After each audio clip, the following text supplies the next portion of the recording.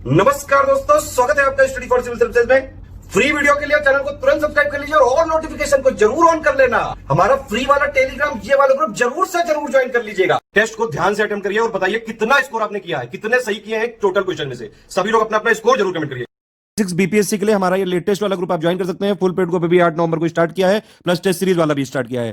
Test series में आपको 22 test series मिल जाएंगे, 12 टॉपिक वाइज 10 फुल लेंथ मिलेंगे, प्लस बीपीएससी के प्रीवियस ईयर क्वेश्चन मिल जाएंगे, 6000 स्टैंडर्ड बुक्स के क्वेश्चन मिल जाएंगे। पूरे क्वेश्चन बैंक है, बिल्कुल अप टू डेट, बिल्कुल आपको प्रैक्टिस करने के लिए। टोटल करंट अफेयर भी टेस्ट सीरीज वाले ग्रुप में मिल जाएगा, बिहार का करंट अफेयर भी मिलेगा, बिहार इकोनॉमिक सर्वे मिलेगा, बिहार जीके मिलेगा, यूट्यूब की day wise test series, plus जो यूट्यूब के टॉप 50 एमसीक्यू टेस्ट सीरीज है वो भी इसी में मिल सकती है। ज्यादा जानकारी के लिए इन दोनों नंबर पर कॉल कर सकते हैं। नमस्कार, मैं ओम द्विवेदी और स्वागत है आपका स्टडी फॉर सिविल सर्विसेज में, जिसमें आज हम बीपीएससी का टेस्ट 13 डिस्कस करने जा रहे हैं। और आगे बढ़ने से पहले मैं आपको बता दूं कि स्टडी फॉर सिविल सर्विसेज के कई फ्री और पेड कोर्सेज यूट्यूब पर और टेलीग्राम पर मौजूद है, जिन्हें आप इस लिंक के थ्रू और इन दो नंबर्स पे कॉल करके ज्वाइन कर सकते हैं। तो चलिए शुरू करते हैं अपना आज का वीडियो।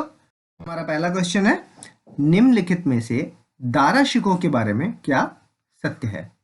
उसने भगवत गीता और योग वशिष्ठ का फारसी में अनुवाद करवाया, उपनिषदों को सिर्रे अकबर नामक नाम से अनुवाद करवाया, वह सूफी नक्शबंदीय परंपरा से प्रभावित था, या औरंगजेब और दारा की अंतिम लड़ाई 1658 में शामूगढ़ में हुई।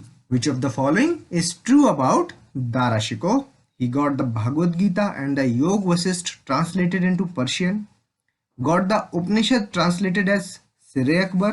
He was influenced by Sufi Naqshbandiya tradition, or the last battle of Aurangzeb and the Dara took place in Shamugarh in 1658। तो देखिए इस क्वेश्चन का आंसर होगा ई, क्योंकि देखिए ये जो ए और बी है ये दोनों ही सही हैं। उसने भगवत गीता और योग वशिष्ठ दोनों का फारसी में अनुवाद करवाया था और उपनिषदों को सिर्रे अकबर नाम से अनुवाद करवाया गया। अब ये तीसरा जो स्टेटमेंट है, वह सूफी नक्शबंदीय परंपरा से प्रभावित था, ये गलत है, क्योंकि वह कादरी सूफी परंपरा से प्रभावित था। वहीं जो दारा और औरंगजेब के बीच अंतिम लड़ाई हुई वो हुई देवराय में अप्रैल 1659 में।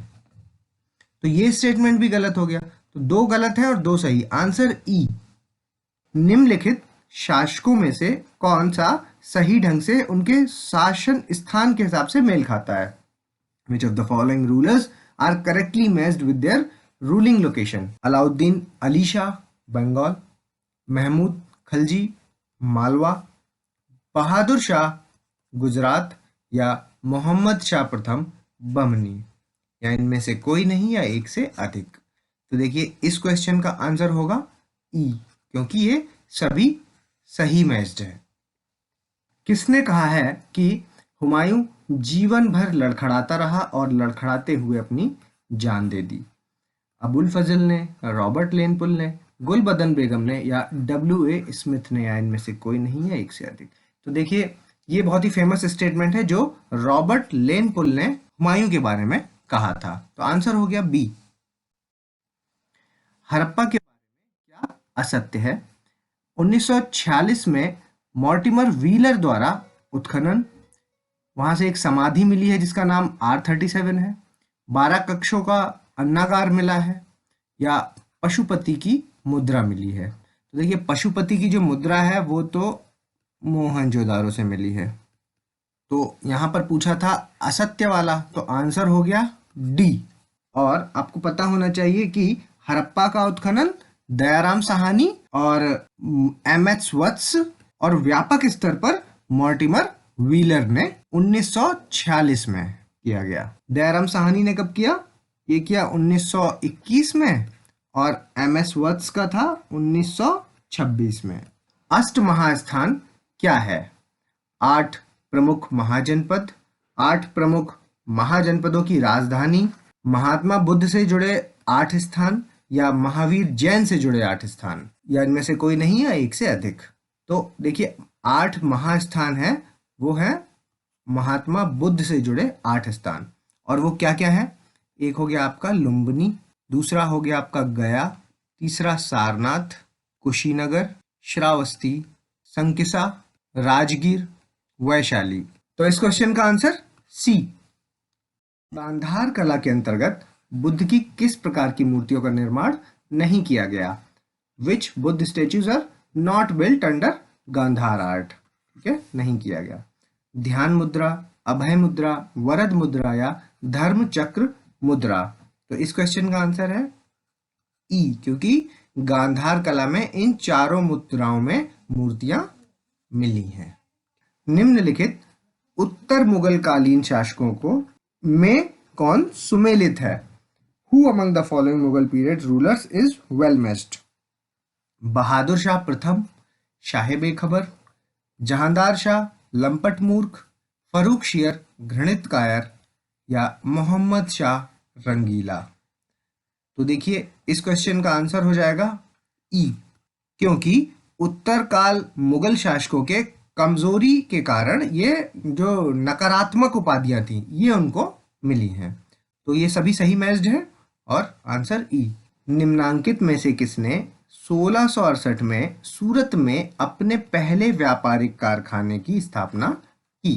Who among the following established his first trading factory in सूरत 1668? तो बताइए, डच ने, पुर्तगालियों ने, फ्रांच ने या अंग्रेजों ने? तो देखिए फ्रांसीसियों ने अपना पहला कारखाना 1668 में खोला था, तो आंसर हो गया आपका सी। और अंग्रेजों ने कब खोला था? 1613 में, और डचों ने 1616 में सूरत में। Answer C. निम्नांकित विद्रोह के नेताओं को सुमेलित कीजिए। रंपा विद्रोह अलूरी सीताराम राजू, बिल्कुल सही। और ये किस जगह का है? ये है आंध्र प्रदेश का। और खासी विद्रोह सरदार तीरथ सर, ये भी सही। और ये किस जगह से बिलोंग करते हैं? मेघालय। भील विद्रोह मोतीलाल तेजावत, राजस्थान। और खोंड विद्रोह चक्र बिश्नोई, और ये हैं आपके उड़ीसा से। तो आंसर हो गया A B C D. Congress के प्रसिद्ध लखनऊ सत्र 1916 में अध्यक्षता किसने की थी? Who presided over the famous Lucknow session of Congress 1916?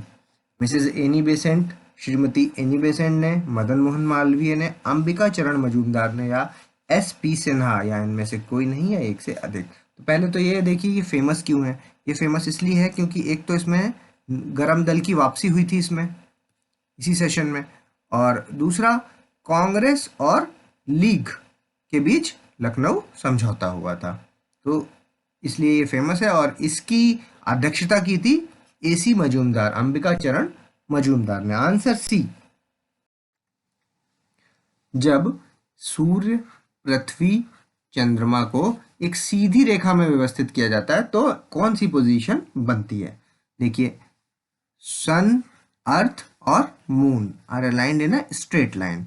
सन, आपका अर्थ और मून, जब ये स्थिति होती है तो उसे हम कहते हैं सीजी पोजीशन, यानी विषुवती स्थिति। और इसमें सन का और मून का दोनों का कंबाइंड फोर्स अर्थ पर लगता है, जिसके कारण क्या होता है कि हाई टाइड्स या फिर स्प्रिंग टाइड्स, एक ही बात है, डेवलप हो जाती है। तो इस क्वेश्चन का आंसर हो जाएगा ई, क्योंकि सीजी पोजीशन इसको कहते हैं और इसमें ही हाई टाइड डेवलप होती है और इसमें ही स्प्रिंग टाइड डेवलप होती है, और आपकी जो नीप टाइड है जो वो होती है लो टाइड।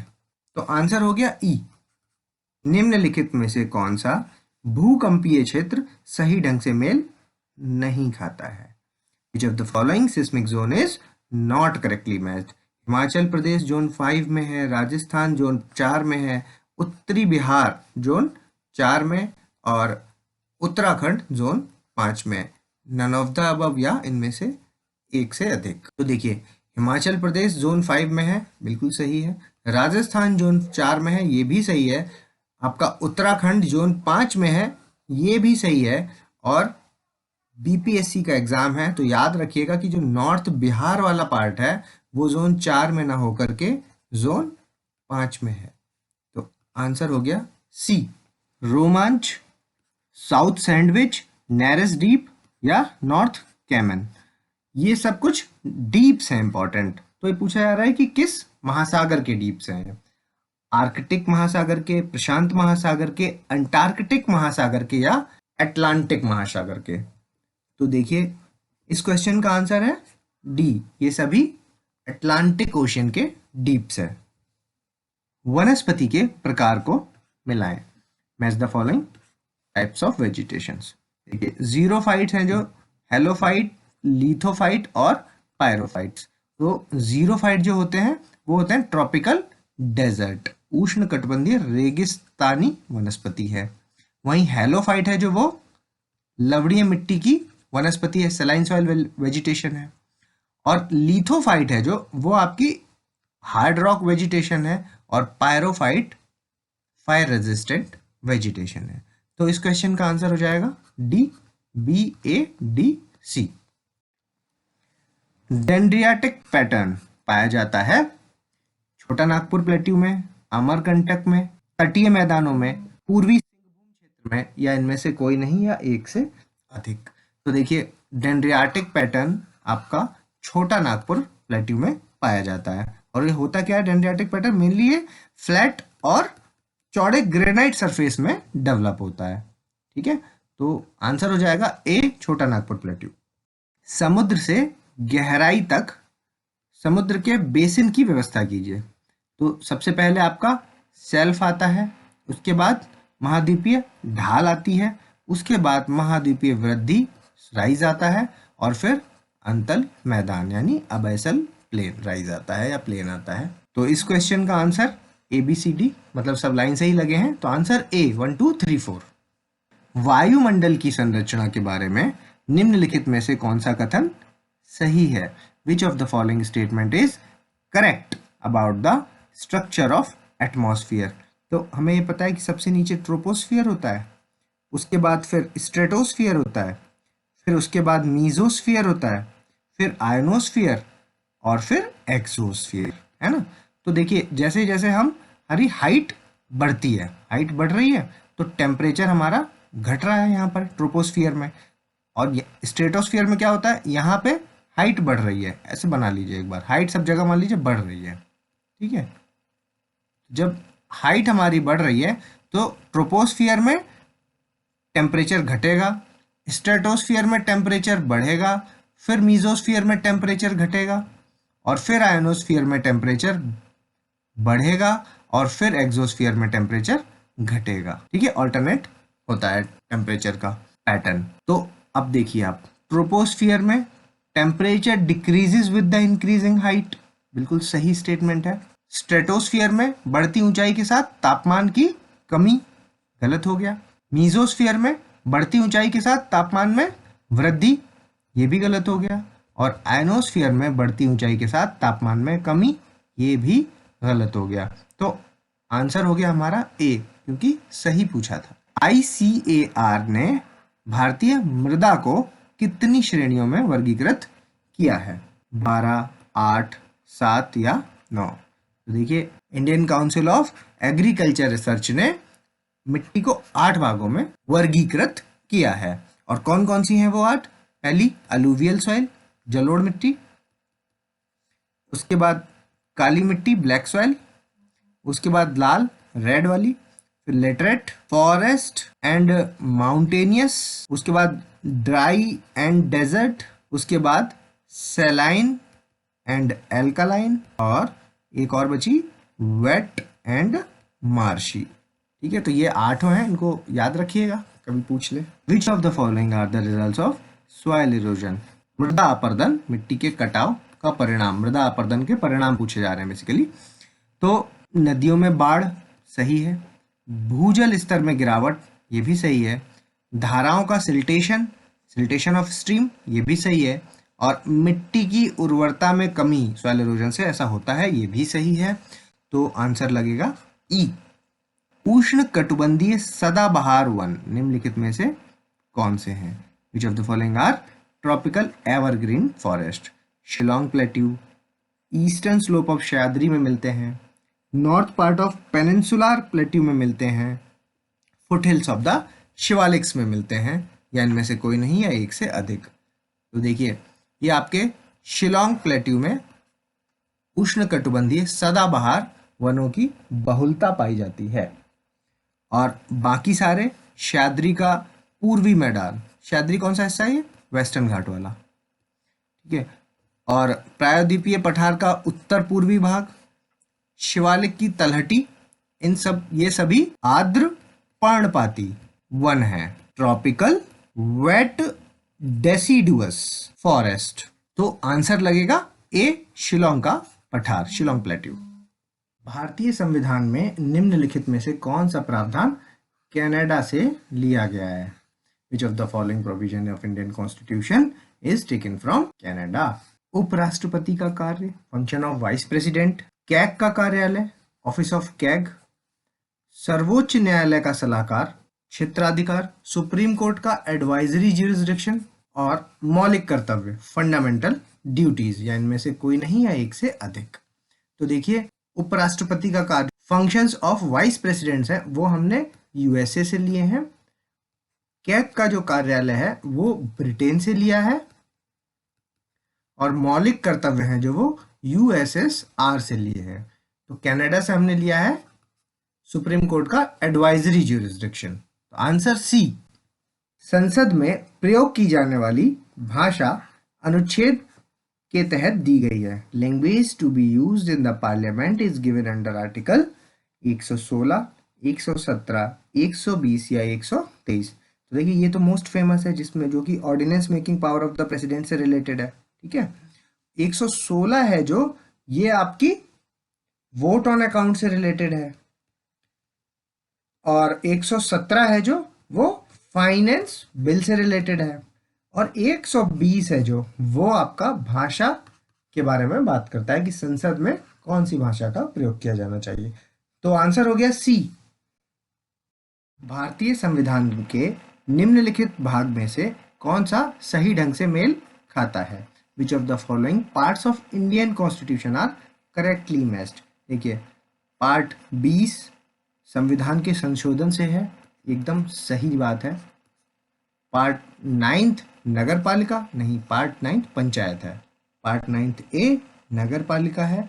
पार्ट 15 आपका इलेक्शन से संबंधित है, और आपातकालीन वाला ये कौन सा है? ये है पार्ट 18। तो इस क्वेश्चन का आंसर हो गया A. Administration of tribal area of north east, उत्तर पूर्व राज्य के आदिवासी क्षेत्र का प्रशासन भारतीय संविधान की किस अनुसूची के तहत दिया जाता है? 5th शेड्यूल के तहत, 6th के तहत, 7th के तहत या 8th के तहत, या इनमें से कोई नहीं या एक से अधिक। तो देखिए, 8th शेड्यूल तो हमारा भाषा वाला है, और 5th शेड्यूल है जो उसके हिसाब से administration and control of scheduled area and scheduled tribes, इसके एडमिनिस्ट्रेशन से संबंधित है। वहीं जो 7th शेड्यूल है वो डिस्ट्रीब्यूशन ऑफ पावर, पावर के विभाजन से संबंधित, किसके किसके बीच? सेंटर एंड स्टेट्स के, जिसमें कि 3 लिस्ट आती हैं, union list, state list, concurrent list. ठीक है, और administration of tribal area of north east state, उत्तर पूर्वी राज्य के आदिवासी क्षेत्र का प्रशासन है जो वो 6th शेड्यूल में 6वीं अनुसूची में दिया गया है। तो उत्तर हो गया बी। निम्नलिखित में से कौन भारतीय संविधान की एकात्मक विशेषता है? Which of the following are the unitary feature of Indian Constitution? एकल नागरिकता, सिंगल सिटीजनशिप है।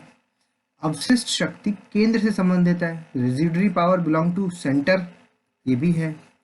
एकीकृत न्यायपालिका, इंटीग्रेटेड जुडिशरी, ये भी है। और एकल संविधान, सिंगल कॉन्स्टिट्यूशन, ये भी एकात्मक विशेषता है। तो आंसर हो जाएगा ई। भारतीय संविधान के अनुच्छेद 1 में भारत का वर्णन है राज्यों का महासंघ, federation of states, union of state, राज्यों का संघ, या संयुक्त राज्य, या एकीकृत राज्य, इंटीग्रेटेड स्टेट्स, या इनमें से कोई नहीं या एक से अधिक। तो देखिए, आर्टिकल 1 के तहत जो भाषा लिखी गई है उसमें यूनियन ऑफ स्टेट मेंशन है। तो आंसर हो जाएगा B. Arrange the reorganization of states chronologically, राज्यों के पुनर्गठन को कालानुक्रमिक रूप से व्यवस्थित कीजिए। नागालैंड, झारखंड, हरियाणा या हिमाचल प्रदेश, तो इसमें झारखंड तो सबसे पहले अलग हो गया कि ये तो 2000 में बना है ना, 15 नवंबर को, तो ये तो 2 लास्ट में आएगा ही आएगा। अब बचा नागालैंड, तो नागालैंड आपका बना है 1962 में, हरियाणा बना है आपका 1966 में और हिमाचल प्रदेश बना है 1970 में। तो आंसर हो जाएगा ई 1342। निम्नलिखित में से कौन डीपीएसपी के सामाजिक आर्थिक सिद्धांत हैं? Which of the following are socio economic principles of DPSP?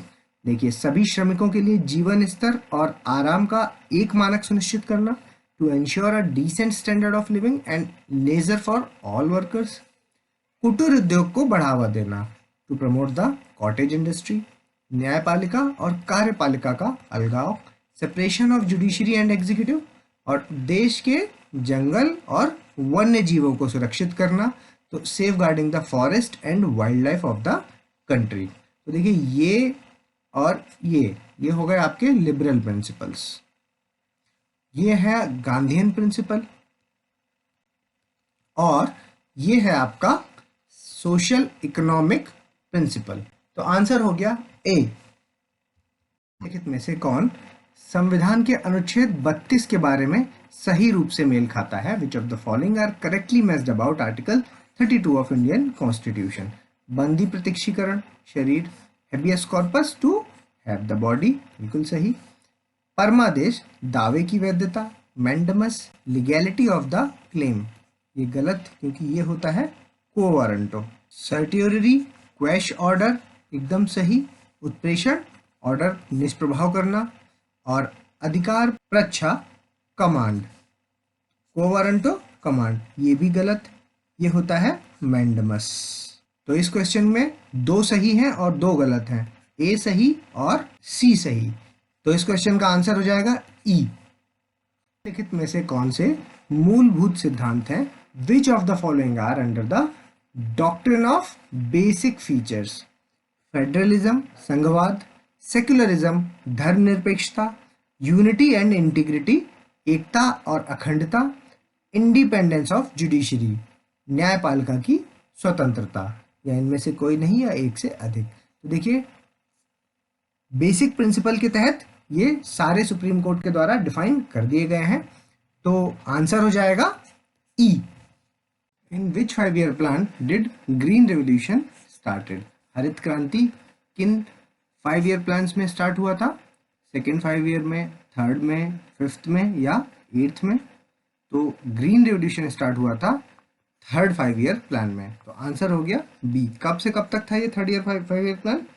ये था 1961 से 1966 तक। आंसर होगा बी। केंद्र सरकार की योजनाओं को कालानुक्रम में व्यवस्थित करें। Arrange the central government scheme in a chronological order. Namami Gange, stand up India, startup India और डिजिटल इंडिया, ये सारी ही बहुत ही फेमस स्कीम है सेंट्रल गवर्नमेंट की, और इनकी डेट्स नहीं तो ईयर तो आप पता ही होना चाहिए। नमामि गंगे स्कीम है जो, वो है 7 जुलाई 2016। स्टैंड अप इंडिया है जो, वो है 5 अप्रैल 2016। और स्टार्टअप इंडिया है जो, वो है 16 जनवरी 2016। और डिजिटल इंडिया प्रोग्राम 1 जुलाई 2015। तो इस क्वेश्चन का आंसर हो जाएगा सी 4321। PMJDY का नारा, स्लोगन ऑफ PMJDY, प्रधानमंत्री जन धन योजना।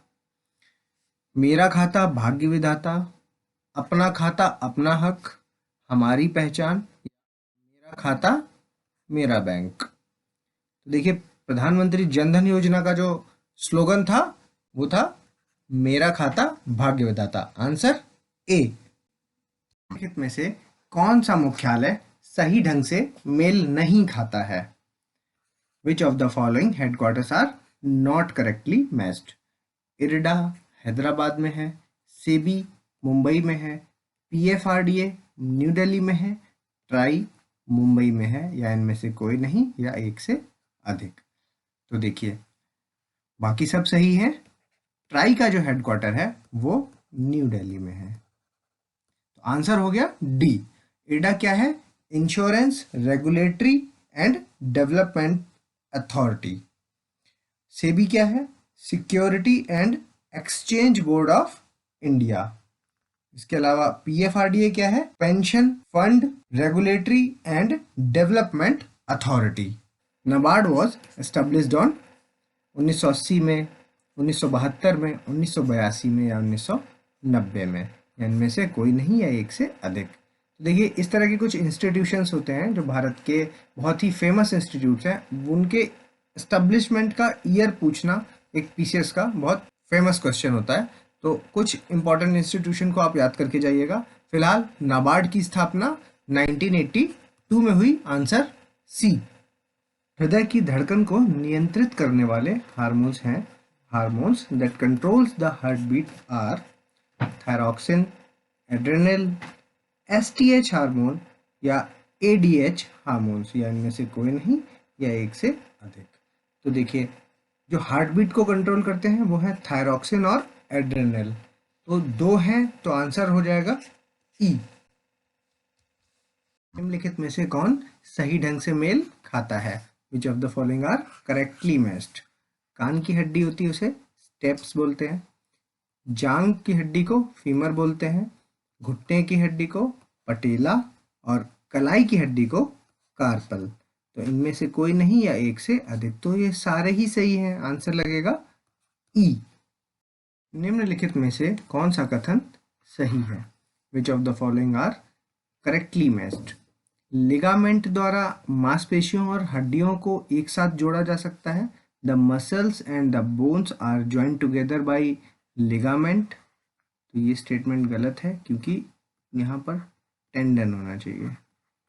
बोन से मसल को टेंडन के द्वारा जोड़ा जा सकता है, वहीं बोन से बोन को are joint together by the tendon, ये स्टेटमेंट भी गलत है क्योंकि हड्डी को हड्डी से लिगामेंट के द्वारा जोड़ा जा सकता है। Ligament of human made up of yellow fibre, ये एकदम सही स्टेटमेंट है। और external ear of man are made up of tendon, तो टेंडन के नहीं कार्टिलेज के बने होते हैं। तो इस क्वेश्चन का आंसर हो जाएगा C. Minimum velocity with which a body should be projected to go out of gravitational field of the earth is called. न्यूनतम वेग जिसके साथ एक पिंड को पृथ्वी के गुरुत्वाकर्षणीय क्षेत्र से बाहर जाने पर का फेंका जाना चाहिए, तो उसको कहते हैं कक्षीय वेग, गुरुत्वाकर्षण वेग, पलायन वेग या द्वितीय आंतरिक वेग। सेकंड कॉस्मिक वेलोसिटी या एस्केप वेलोसिटी, ग्रेविटेशनल वेलोसिटी या ऑर्बिटल वेलोसिटी। तो देखिए इस क्वेश्चन का आंसर हो जाएगा पलायन वेग और द्वितीय आंतरिक वेग, ये दोनों एक ही चीज है। और एस्केप वेलोसिटी अर्थ से बाहर जाने के लिए होती कितनी है?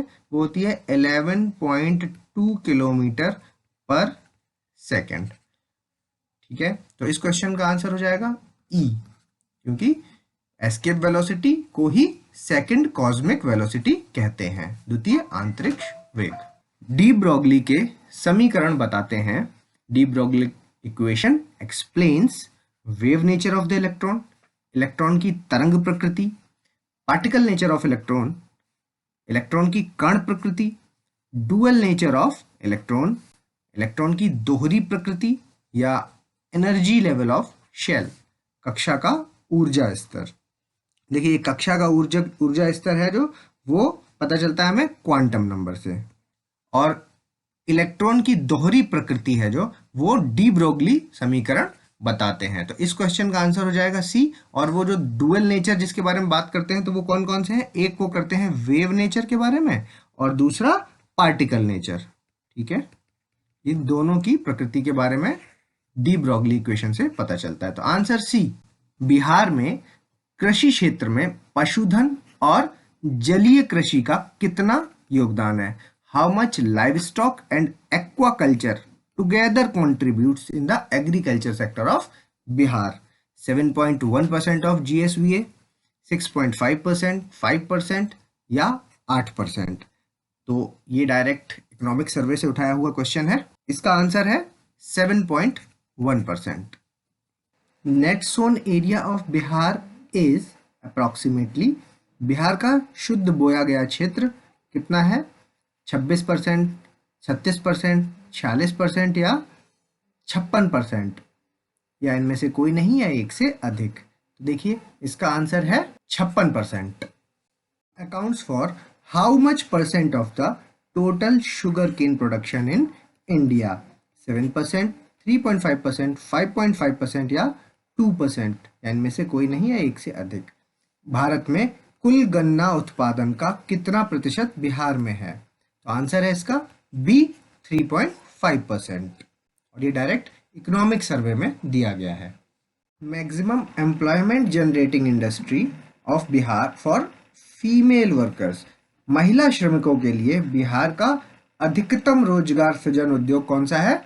कृषि और संबद्ध क्षेत्र, शिक्षा क्षेत्र, निर्माण क्षेत्र, कंस्ट्रक्शन, या सूचना प्रौद्योगिकी या इंफॉर्मेशन एंड टेक्नोलॉजी, या इनमें से कोई नहीं या एक से अधिक। तो देखिए इसका आंसर है कृषि एवं संबद्ध क्षेत्र, आंसर ए। सर्वेक्षण के अनुसार बिहार का सबसे कम शहरी क्षेत्र कौन सा है? As per the economic survey which is the least urbanized district of Bihar? Katihar, Banka, Jamui, Rohtas, या इनमें से कोई नहीं या एक से अधिक। तो देखिए सबसे कम जो अर्बनाइज्ड है वो है बांका, आंसर हो गया बी, और कितना है? 3.5%। अगर मैक्सिमम पूछा जाता तो वो है पटना, और वो कितना है? 43.1%। इस बैंक ने सशस्त्र बलों के सदस्यों के लिए शौर्य केजीसी कार्ड लॉन्च किया? भारतीय स्टेट बैंक ने, आईसीआईसीआई बैंक ने, एचडीएफसी बैंक ने, एक्सिस बैंक ने, या इनमें से कोई नहीं या एक से अधिक। तो देखिए ये कार्ड लॉन्च किया है एचडीएफसी बैंक ने, आंसर सी। बैंक ने डिजिटल इंडिया को बढ़ावा देने के लिए डिजिटल अपनाएं अभियान को शुरू किया है? Which bank started a campaign digital अपनाएं to promote the digital banking? Punjab national bank, state bank of India, bank of Baroda, yes bank, या इनमें से कोई नहीं या एक से अधिक। तो देखिए ये पहल स्टार्ट की है पंजाब नेशनल बैंक ने, आंसर ए। प्रतीक्षा नाम की पहली समुद्री एम्बुलेंस की शुरुआत किसने की? Who commission the first ever marine ambulance named प्रतीक्षा? तमिलनाडु, कर्नाटका, केरला, आंध्र प्रदेश, या इनमें से कोई नहीं या एक से अधिक। तो देखिए ये शुरुआत, ये पहल केरल सरकार ने की है, आंसर सी। T20 मैचों में 500 विकेट झटकने वाले क्रिकेट के पहले गेंदबाज बने Dwayne John Bravo, Jasprit Bumrah, Rashid Khan, Ashton Agar, या इनमें से कोई नहीं या एक से अधिक। तो देखिए इस क्वेश्चन का आंसर है ड्वेन जॉन ब्रेवो, और ये वेस्ट इंडीज से हैं। स्वास्थ्य संगठन ने किस महाद्वीप को जंगली पोलियो वायरस से मुक्त किया है? World Health Organization has certified which continent free from wild polio virus? Asia, Africa, Australia, या दक्षिणी अमेरिका, या इनमें से कोई नहीं या एक से अधिक। तो देखिए इस क्वेश्चन का आंसर है अफ्रीका, बी। और ये वो स्लाइड है जिसे आप पॉज करेंगे और अपना स्कोर हमें कमेंट्स के माध्यम से बताएंगे। और अगर आपने अभी तक हमारे चैनल को सब्सक्राइब नहीं किया है तो इसको सब्सक्राइब कीजिए और बेल आइकन की बटन जरूर दबाएं। जल्दी मिलेंगे अगले टॉप 50 क्वेश्चंस के साथ, तब तक के लिए धन्यवाद।